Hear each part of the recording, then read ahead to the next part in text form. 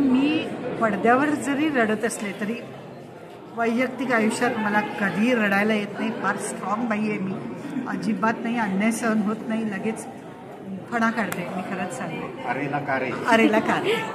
माझ्या मुलींना जेव्हा मी पाठवलं, पहिल्या वेळी अमेरिकेत मोठीला जायचं होतं, जेव्हा ती पायलट झाली तेव्हा मी तिला फक्त सांगितलं की शिक्षण महत्त्वाचं आहे, मी तुला शिक्षणासाठी पाठवते, एवढं फक्त लक्षात ठेव, तुझं पॅशन आहे म्हणून मी तुला एवढी सातासमुद्रा पार पाठवते.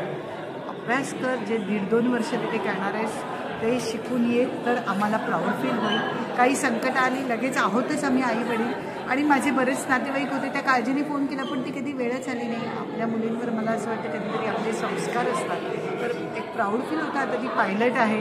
दुसरी मुलगी जेव्हा डॉक्टर होती, मला वाटत नव्हतं 12वीला तेवढे पर्सेंटेज नव्हते तिचे की ही कशी काय डॉक्टर म्हणजे मेडिकलचा अभ्यास करेल. मी म्हटलं मी 1 वर्षच बघेन ना, तीही फिलिपिन्सला गेली, आता मी तुला इथे रिटर्न बोलवणार, काही नाही, बंद, मी सांगेन ते करायचं.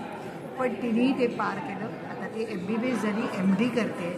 खूप आनंद होतो की मुलींनी आपापल्या क्षेत्रात आमच्या मदतीशिवाय, आम्ही फक्त फायनान्शियली सपोर्ट केला, पण अभ्यास त्यांचा त्यांनीच केला, याबद्दल खूप आनंद होतो.